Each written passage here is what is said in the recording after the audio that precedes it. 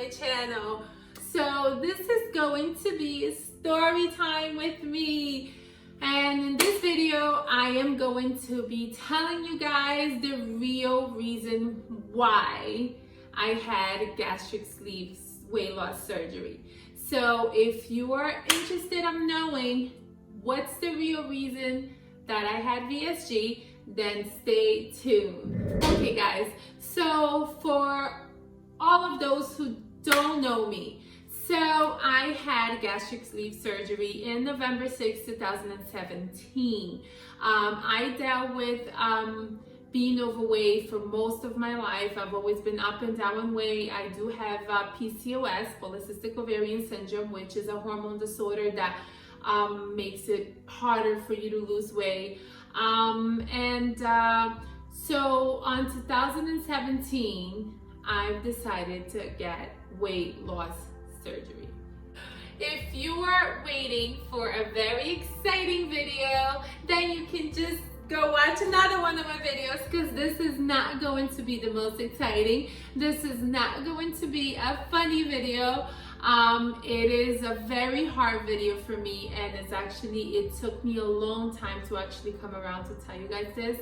But I think it's time. I've always wanted to be 100% honest with you guys, and it's not that I haven't. I just kept this from you guys because I felt like it was a little bit more personal, and even though my life is out there for you guys, I felt like there was just a few things that I needed to keep for myself.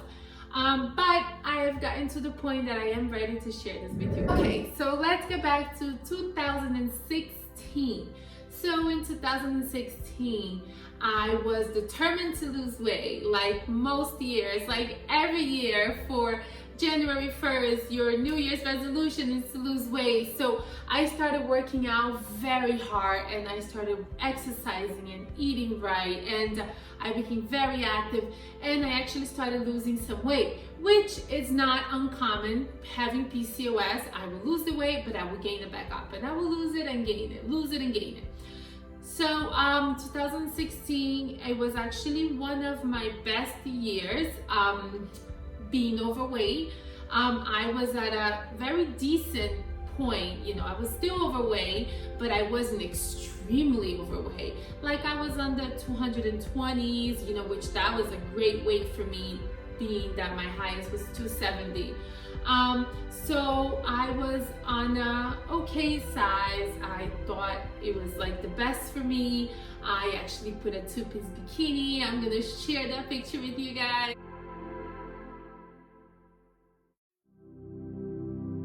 So it was a year that I was working out constantly, like 5 days a week, going to the gym like twice a day, watching everything I ate. And as much as I put effort into losing weight, I was still overweight. I'm gonna show you some pictures of that year.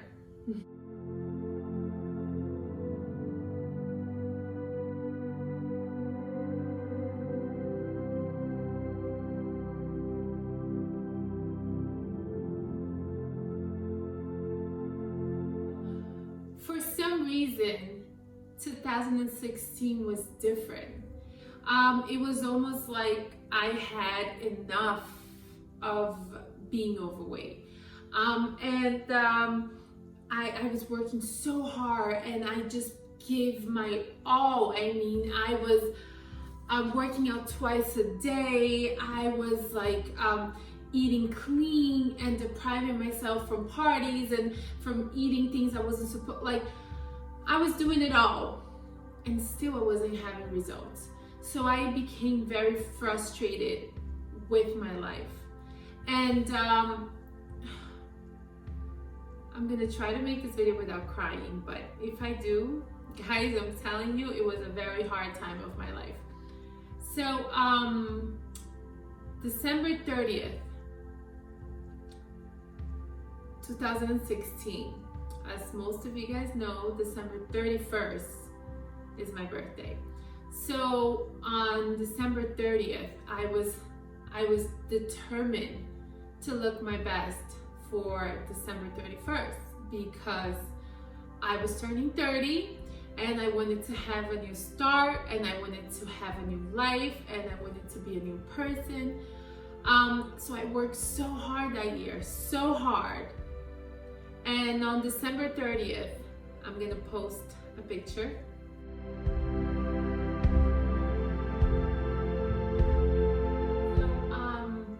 December 30th of 2016, I decided that I wasn't happy with my life, and I decided to get a divorce.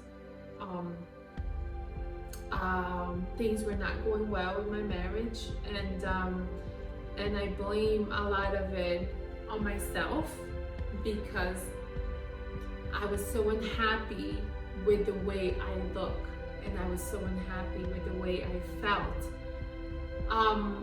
that I was, it took a toll in my relationship. And it's not that I didn't love my husband, and it's not that he didn't love me. It's just that I was so miserable with my life, that I couldn't take a compliment. I couldn't, like, my husband would say, "Oh, you look sexy." I'm like, "Shut up." I'm like, "Are you kidding me? Like, who looks sexy? Like, I'm disgusting. Look at this belly. Look at this face. Look at the," like, I couldn't take a compliment. And I'm sure many of you can relate, but I never felt threatened by my size in my marriage, because I felt like, okay, my husband met me big, so he loves me big. And but it had gotten to the point that I didn't accept myself in that size anymore, and I was like just being pathetic with myself. So I decided to get a divorce, and it was that day, December 30th of 2016. And it was just the day that I just had enough. I had enough of this life. I had enough of this body. I had enough of life, you know. I just, I was tired. And I said that maybe by, like, we were fighting a lot, because it was just like, I didn't want to be near myself. I was just pathetic, you know. And we decided to get a divorce. I decided to get a divorce. And I said, I'm gonna go through with it, and I'm gonna go through with it. It was definitely the hardest time of my life, because I love my husband, and I've been with my husband since I was a little over 18. And my husband has been the love of my life since, and we've been married 13 years now.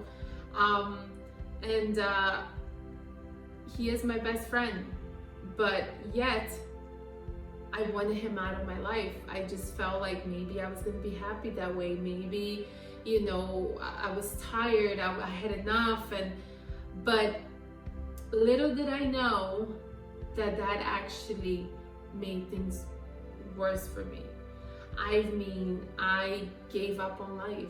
I felt like my husband is always who kind of held me together, and by getting a divorce, I fell apart. I felt no need to look pretty or eat or stop eating or exercising or doing anything to better myself. I just went downhill, and I started gaining weight and gaining weight and gaining weight and gaining. It was just like I would just cry and eat and cry and eat and cry and eat. February 2017, we decided to take a trip together alone, and to talk things over, to see what we could do. And there goes a picture.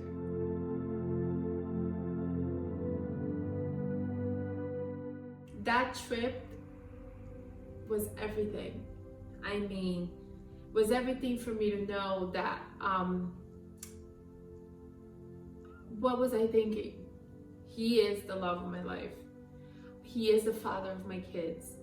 and why would I want to get a divorce from the person I love the most? And I know he loves me. So we made things work, and we got back together, which it was the best thing for us, for me, for my kids, for him, for all of us. And finally we were all happy and together again.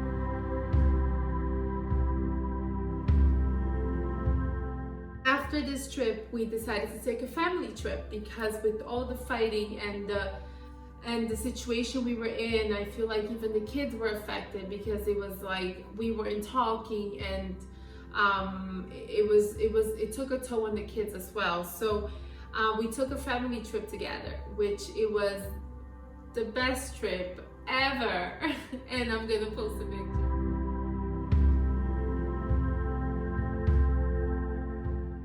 As happy as I was, the weight wouldn't stop going up. Like, I had no control over my weight anymore. I kept on gaining weight, and I couldn't stop gaining weight.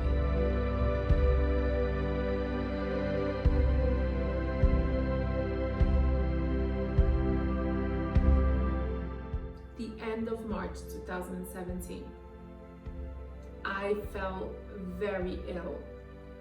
I was very sick. I woke up in the middle of the night with excruciating pain shooting down my head, down my back. I was throwing up. I couldn't see. It was just out of nowhere. So my husband rushed me to the emergency room. When we got to the emergency room, I'm crying. I couldn't breathe. I was passing out. Like, it was just a horrible, horrible episode of my life. Sorry.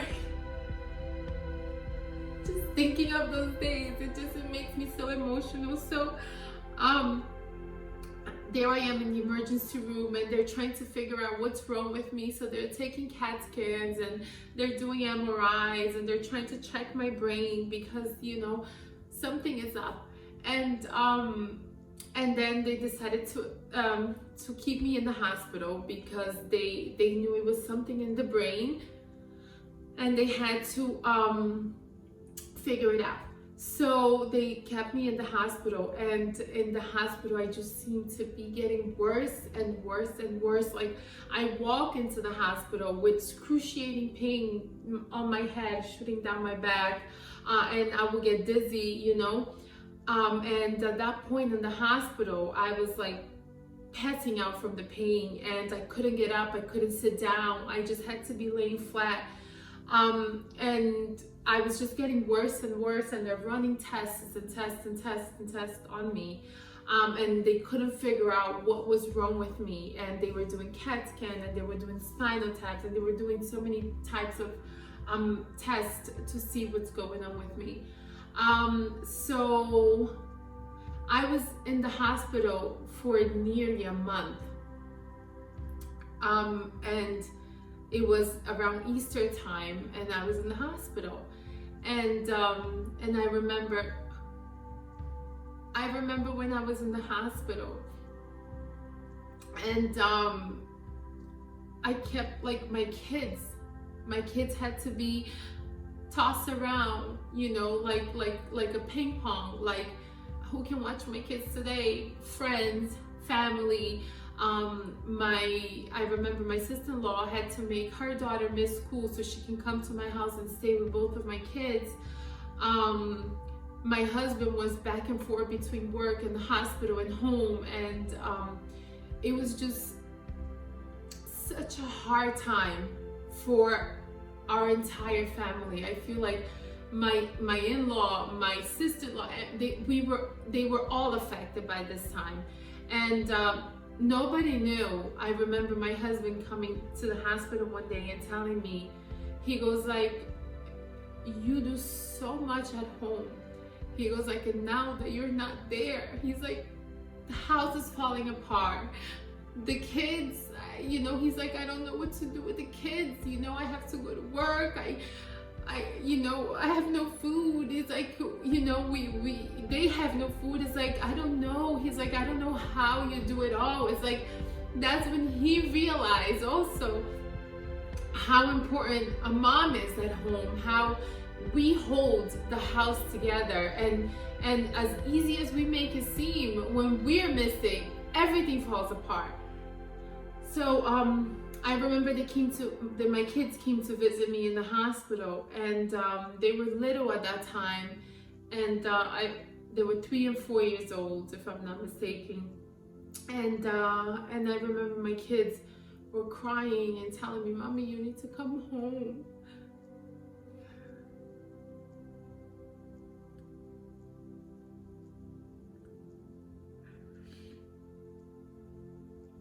And I couldn't even get out, because at that point something was getting worse in my brain, that I had to be laying flat. So my kids wanted to hug me, and I couldn't even hug them back because I had to be laying flat. So I remember that day after my husband took my kids home, I remember making a deal with God, and I remember praying that day and saying to God that if I came out of that alive, whatever that was that seemed like it was consuming me and it was taking me, I remember praying and saying, sorry guys, I knew this was going to be an emotional video. I warned you guys, I did. So I remember praying and saying to God that if I came out of that alive, if I made it out of the hospital alive, that I was going to change my life, and I was going to lose weight. I was going to change my entire life. And as the day went by, I'm gonna put a little clip here. I was secretly recording one of the doctors, 2 doctors that were there talking, because nobody can figure out what was wrong with me. So one doctor will come in and say, "Oh, this is what we think you have." Another doctor will come in and say, "Oh, this is what we think you have." And they're like, "Oh, this is what we think you have." And but nobody knew what I had. It was just that this is what we think, it's going on. So I recorded one of the doctors, and this doctor that came in, he pretty much said that he thought he figured out what it was, and it was a condition called pseudotumor cerebri. And I know it has a tumor word, but it's not a tumor. It's pretty much when your brain stops producing fluid, and it starts causing issues, a swelling in the brain, and it's usually due from obesity. And he said it was totally curable. This doctor. And you're gonna hear him there a little bit. I'm sorry. It's okay. So this has anything to do with the PCOS? Is it related to that? Yeah, it's associated with it. It's associated with a lot of it happens in females who have PCOS or a little bit overweight usually, and you'll see that when you eat. There's a couple of things that don't fit with the diagnosis, such as when they did the lumbar puncture. You measure a certain pressure. It's called opening pressure. So as soon as they put the needle in, there's a pressure that comes back out. And if usually in what I'm thinking of, usually the pressure is very high. Your pressure was normal. So that doesn't fit the picture. But the way they read the scan leads me to believe that this might be the diagnosis. It's 100% curable. Weight loss and vitamin A is 100% curable. Weight loss and vitamin A. There's nothing. Your brain has 0 things wrong with it. Don't let anybody tell you that there's something wrong with your brain. So after I saw the doctor, another doctor came in saying that they would have to perform some type of surgery in my brain to connect, like kind of like a tube to connect from my brain through to my back so it can pass the fluid that I am apparently collecting and it wasn't going through. And there were no, there was not major risks and then I started getting better. So as I'm getting better, the headaches are better, I'm able to get up, I'm able to, so they were talking about discharging me to the home. So, and just follow up with the neurologist from after. So I was so happy, I just could not wait to go home. And then I just wanted to get back to my kids. I wanted to spend Easter with my kids. I know your family is everything to you. But when I was on that bed, not knowing if I was gonna come out of there alive because things were just getting worse and worse and worse, I remember thinking to myself, I'm not gonna get to see my kids grow up. I'm never gonna see my kids graduate. I'm never gonna see my kids get married, and I'm never gonna meet my grandkids. And what have I done to myself? What have I done to my life? And then I remember that I asked one of the doctors, please, let me go home. I miss my kids. And you're gonna hear me talking to the doctor. I'm not rushing you out the door. I don't want you to rush out the door either. Maybe you have to spend the night, but let me talk to him about these things and make sure that we settle them first. Oh my God, doctor, I want to go home to I hear my you. kids. Oh, how old are your kids? 4 and 5. You celebrate Easter? Well, they are waiting for me to celebrate. Tonight, they're waiting for me so they can make a dinner, wait for me home after being here since Sunday in the emergency room. I hear you. Only if there's a neurological plan in place I feel comfortable, otherwise I do not feel comfortable letting you. We don't know whether or not you can take the acetazolamide, we don't know what follow-up you need. These are things that are necessary before you go. So I'm happy to call on your behalf and advocate on your behalf, but I'm not just going to say discharge goodbye, right?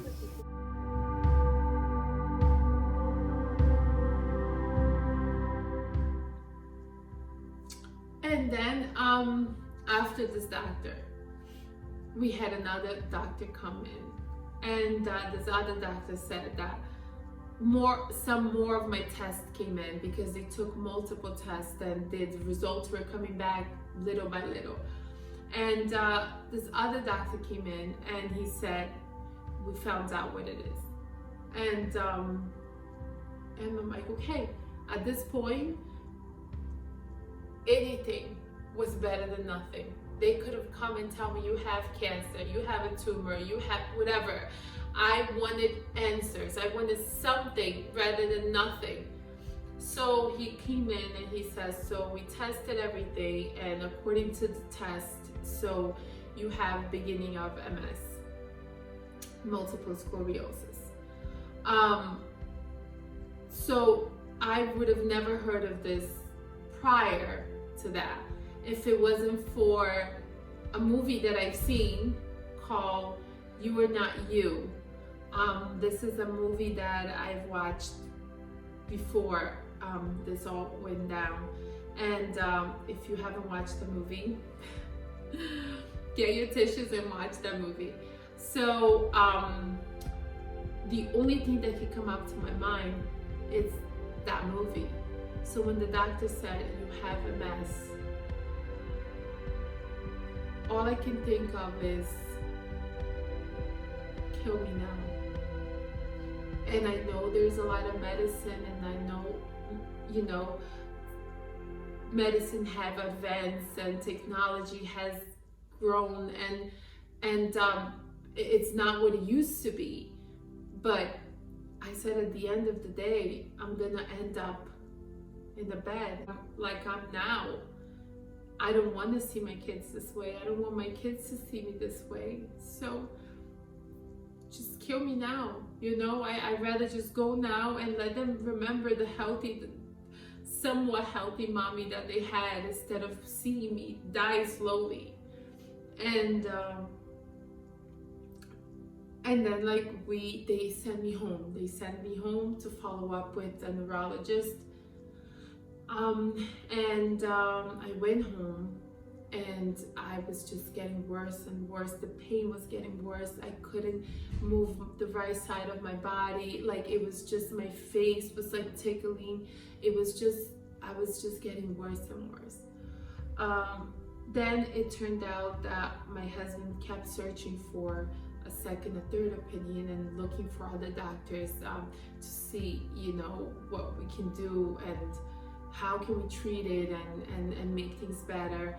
And then we started following up with this neurologist in Staten Island, which he was a well-known neurologist. And I remember when I went to this doctor, I was in such a bad shape that like I couldn't even sit in the car to go.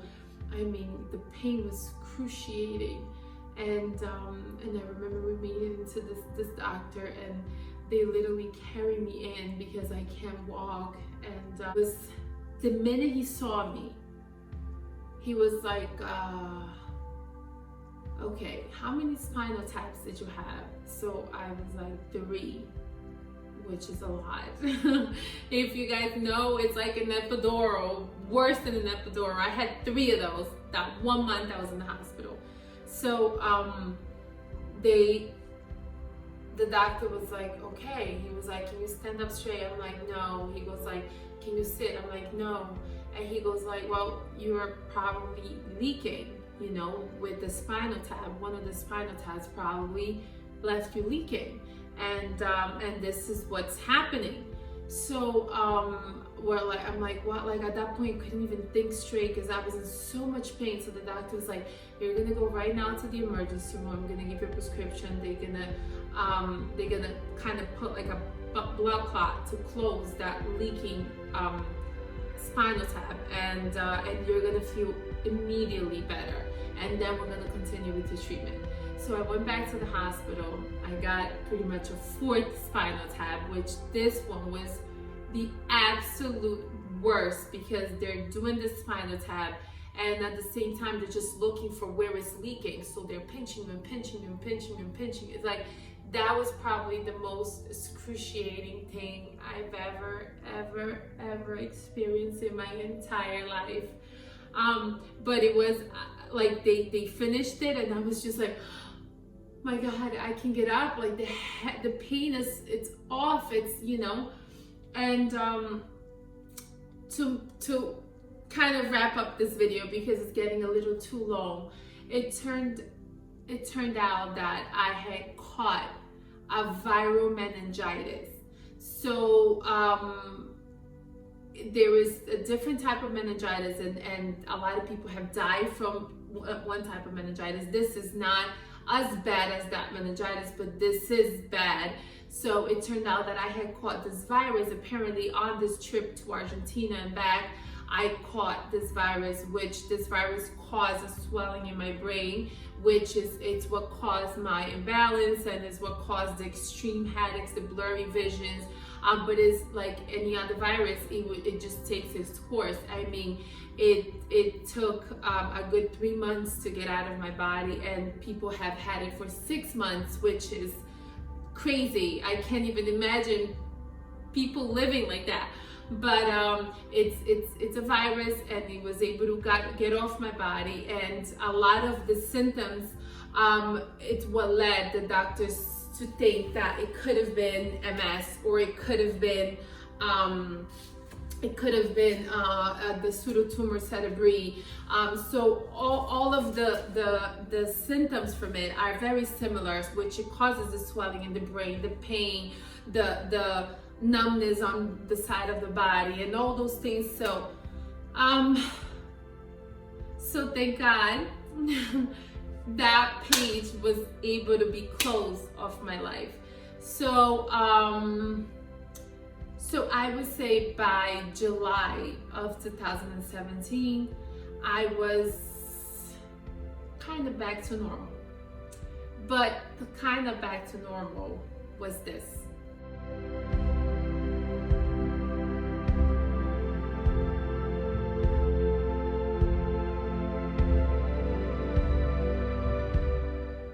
That was not even my heaviest. I reached 272 pounds on my heaviest. Which when I decided to start, losing weight and eating healthy and everything, I was like 270. But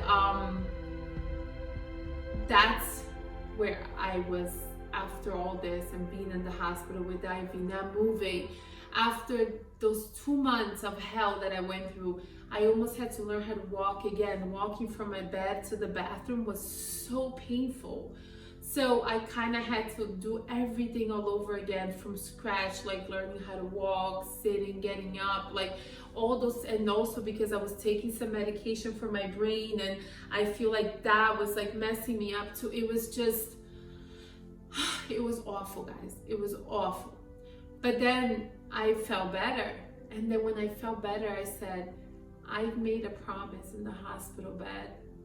I've made a promise to better myself and to be healthy and to change my life and to be there for my kids and to be an example, to live a healthy life, to lead them into a healthy life. So something like this would never happen. And I'm not saying that it can't, because nobody has control over sickness. Anybody can get sick, but I knew at least the weight part of my life, I had to have control. That's the one thing that I had to somehow find a way to get control over it. So that's when I started looking into gastric sleeve surgery, because I said, I do it all. My mentality was on the right path. My body was not helping me. I was always exercising. I was always being active. I was always trying to eat better. I mean, I can't remember when was the last time. I think I was like 17 when I drank soda. Like I tried everything and I just wouldn't lose weight. So I started looking into the gastric sleeve, and then I went and I made an appointment and I met with the doctor. And once I got there with the doctor was like, you are a perfect candidate for this, because I showed the doctor pictures of me being 270, 250, 240, 220, 270, 260, 250, 240, like always up and down and up and down and up and down.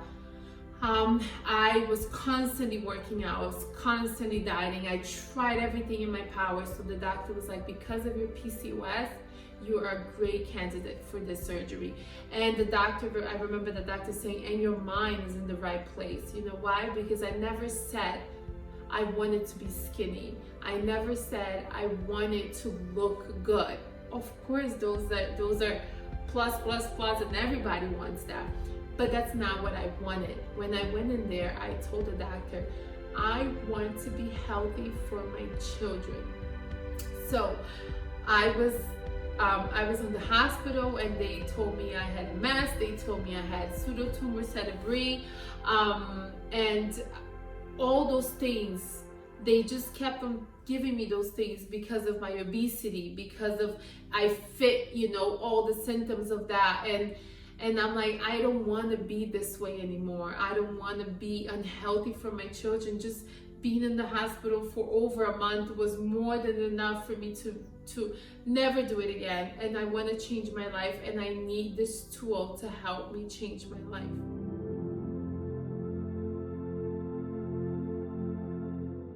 And that's what I did. And that's still the best decision I've ever made. Best decision I've ever made. But there we go, guys. That was the one little secret I was holding from you guys. It's a little bit of a long story time, but I just felt like you guys, for those who are interested, needed to know. But that was definitely the real reason why. It was that sickness. It was that time of my life that it took me being unable to walk for me to realize that my obesity had taken me too far and I needed to change my life. So that's it for today, guys. I hope you enjoyed. Put the thumbs up if you did. And I will be making more videos soon. So stay tuned, guys. Thank you for watching and enjoy a slideshow of how I look now. Bye.